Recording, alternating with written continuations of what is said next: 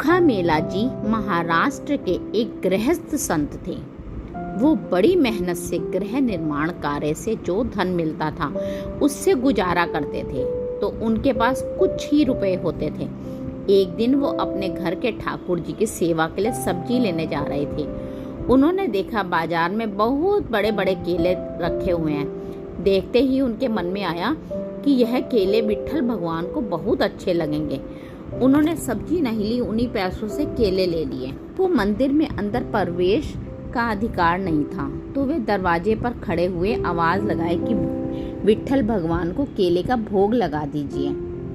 भगवान के कुछ सेवकों ने उन्हें धक्का मारकर बाहर कर दिया। उन्होंने कहा, तुम क्या समझते हो, 2-4 बार प्रभु का नाम ले लिया तो इतने बड़े भक्त हो जाओगे कि तुम्हारे हाथ का चुहा हुआ भोग भगवान पाएंगे, तुम्हारा भोग लगाएंगे भगवान। चोखामल जी को इस बात से बुरा नहीं लगा कि उनके साथ दुर्व्यवहार हुआ। वे एकांत में जाकर प्रभु से बात करने लगे कि मेरा अपमान हुआ है, इस बात का मुझे कोई दुख नहीं, लेकिन आपने ऐसा क्यों किया? मेरे हृदय में आपने ही प्रेरणा की और फल देकर कि मेरे मन में आया कि आप खाना खाना चाहते हो, तो मैं आपके लिए केले ले गया। मुझे ऐसी जगह पैदा ही क्यों किया जहाँ की सेवा आपको पसंद नहीं है? आप तो सब कुछ कर सकते थे ना। उसके बाद फिर आपने केले खाने की चाह प्रकट क्यों की? आप ऐसा ही चाहते हो तो फिर मैं इस शरीर को रखकर क्या करूँगा, क्योंकि ये शरीर आपकी सेवा के योग्य नहीं है। आज से मेरा अन्न जल बंद और अब मैं इस शरीर को त्याग दूंगा। उन्होंने अपनी कुटिया का दरवाजा बंद कर लिया और निश्चय कर लिया कि शरीर में ना जल डालेंगे ना ही अन्न डालेंगे। जैसे ही मंदिर में ठाकुर जी को शयन कराया गया, ठाकुर जी वहां से बाहर निकले। ठाकुर जी ने चोखामल जी की कुटिया के बाहर जाकर उनका दरवाजा खटखटाया। उन्होंने बड़ी ही अमृतमयी वाणी से चोखामल जी को आवाज लगाई। चोखामेला जी एकदम आकर्षित हुए। उन्होंने पूछा, कौन है?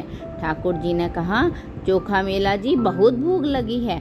जैसे ही दरवाजा खोला तो सामने नव किशोर अवस्था के ठाकुर जी खड़े थे। नंद समुद्र प्रभु को सामने देखकर चोखामल जी आह भरकर रो पड़े। प्रभु ने कहा, रोने धोने का समय नहीं है, मुझे बहुत भूख लगी है। चोखामेला जी के पास जैसा भी था उन्होंने वैसा आसन बिछाया और कहा, विराजिए।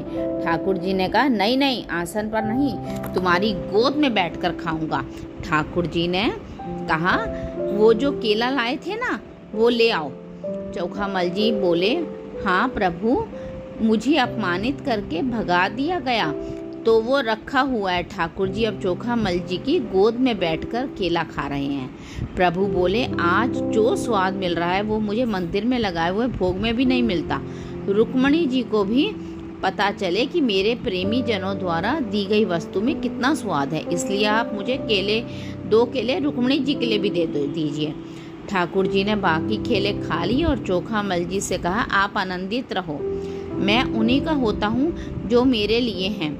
मैं किसी जाति, कुल, साधना, अवस्था, तपस्या का नहीं होता, इसलिए तो केवल कुछ सुकृत फल होते हैं, लेकिन जो केवल मेरे लिए होता है मैं उनका होता हूँ। ठाकुर जी वापस अपने मंदिर में आए। रुक्मणी जी को अपने भक्त द्वारा दिया हुआ केला खिलाया और आंगन में छिलके फेंक दिए। उन्होंने मंदिर का दरवाजा अंदर से बंद कर दिया। सुबह दर्शन के लिए हजारों भक्तों की भीड़ लगी। ठाकुर जी की सेवा करने वाले सेवक बाहर से ताला लगाकर जाते थे। उन्होंने जब ताला खोला तो दरवाजा नहीं खुला। सब बहुत परेशान हो गए और रोने लगे। पुजारियों ने प्रभु से प्रार्थना की कि प्रभु कोई अपराध हो गया क्या? ठाकुर जी ने कहा, यह दरवाजा तभी खुलेगा जब आप सब चोखामल जी को लेकर आएंगे और वह दरवाजा खोलने के लिए कहेंगे। निजी सेवकों ने कहा, प्रभु हम अभी जाते हैं। ठाकुर जी ने कहा, ऐसा नहीं, पालकी लेकर जाओ, चोखामल जी को पालकी में बिठा कर लाओ। वो दैन्य हैं तो शब्द वो पालकी में ना बैठें। आप उनके चरण पकड़ना, प्रार्थना करना, लेकिन उनको पालकी में ही बिठा कर लाना। ठाकुर जी अपने सेवकों के जीवन आधार थे। वो पालकी लेकर चोखामल जी को लेने के लिए भागे। सब लोग आश्चर्यचकित हो रहे हैं कि कल मंदिर के दरवाजे से जिसको धक्का दिया जाता था, आज उसे ही भगवान के सेवक पालकी में लेने जा रहे हैं। जैसे ही सेवकों ने पालकी में बिठाकर मंदिर चलने की बात की तो चोखामल जी तो साष्टांग लेट गए। उन्होंने कहा, मैं इस योग्य नहीं हूँ। सेवकों ने उन्हें चरण पकड़ लिए कि अब आप और मत पूछ छुपाइए, हम जान गए हैं कि आप किस कोटि के महान भक्त हैं। उन्होंने जबरदस्ती चोखामल जी को पालकी में बिठाया और उनकी जय जयकार करते हुए मंदिर में लाए। मंदिर में जाते ही चोखामल जी ने आंसू बहाते हुए प्रभु से प्रार्थना की। उन्होंने कहा, प्रभु बस करो, अब तो दरवाज़ा खोल दो। इसके बाद मंदिर के दरवाजे तत्काल खुल गए। चोखामल जी की एक छोटी सी सेवा ने चमत्कार प्रकट कर दिया। यदि हम आठों पहर प्रभु की भक्ति करेंगे तो ऐसा जीवन होगा, हम स्वयं भी नहीं इस बात का अंदाज़ा लगा सकते। प्रभु कितने महान हैं। चोखामल जी की कहानी से हमें यही शिक्षा मिलती है।